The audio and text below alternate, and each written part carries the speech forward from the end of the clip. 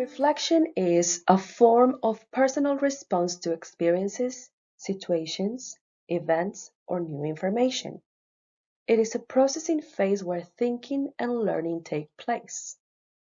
Reflection involves establishing connections between present and past experiences to make sense and improve subsequent experiences in life. As you engage in the process of reflecting on assessment, here are some models that might be useful.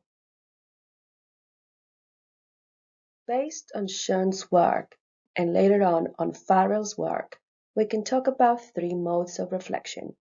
Reflection in action, which happens as you engage in an experience. Reflection on action, which happens after the experience, or reflection for action, before experiencing an event. Based on any of these modes of reflection, you can utilize different reflective prompts to get you thinking about the assessment.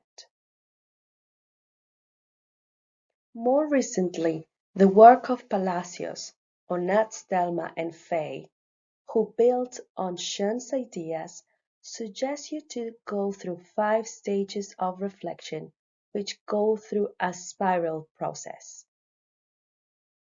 Unique situation, appreciation, action, reappreciation, and further action. The unique situation refers to any uncertain, unpredictable, surprising, puzzling, or interesting experienced event.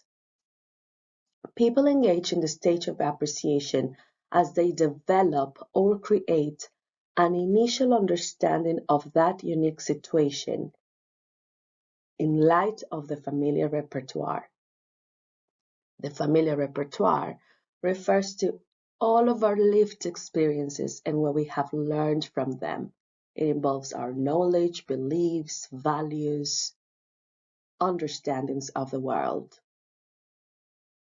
We move on to the stage of action as we test the initial understanding of that unique situation by carrying out experiments or actions. We do things to deal with that unique situation and see what we can learn from that. The stage of reappreciation refers to any new learning, reaffirmation, reshaping of our understandings of that unique situation. We then move on to the stage of further action as the new theory informs any further intentions, actions that we want to operationalize in the future. In this context, the unique situation refers to the assessment practices involved in your course unit. You engage in the stage of appreciation as you develop your initial understandings of the assessment. This often happens as you design the course unit and think about the learning outcomes, the purposes of the assessment, and what you really want your students to be able to achieve or demonstrate by the end of the course unit. After students engage with the different assessment practices involved in your unit, you will develop new understandings of the assessment. Therefore, it is important to think about whether students achieve the learning outcomes or whether the learning outcomes were achieved by students, what the affordances and challenges were, and any other learning points.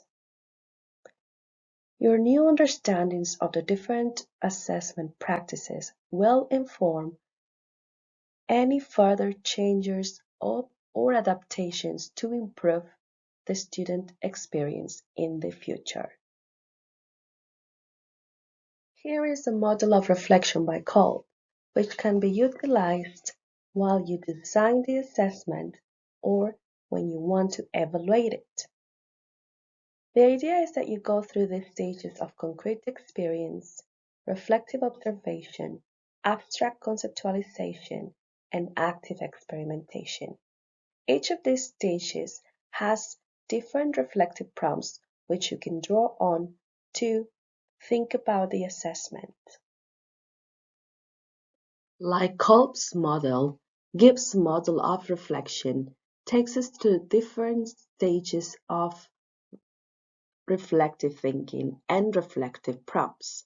We go from describing the situation, our feelings, and evaluating the experience to analyzing it and concluding our new learning and understanding of that specific event, to then move on to an action plan. This is useful to plan our design, our assessment practices, but also to evaluate them at the end of the course unit, for instance. Here are two lists of different useful reflective prompts that I tend to use as I engage in reflecting on assessment. I hope you find them useful. All in all, as we engage in reflective thinking, we go through different stages. We go from describing the learning and teaching experience by answering questions such as what, when, who, and where, to analyzing and evaluating that teaching and learning experience. So we need to ask questions such as why, how, and so what, and what's next. There are more models of reflection out there. Which ones do you know? And are they useful to get you thinking about and reflecting on assessment? Share your thoughts.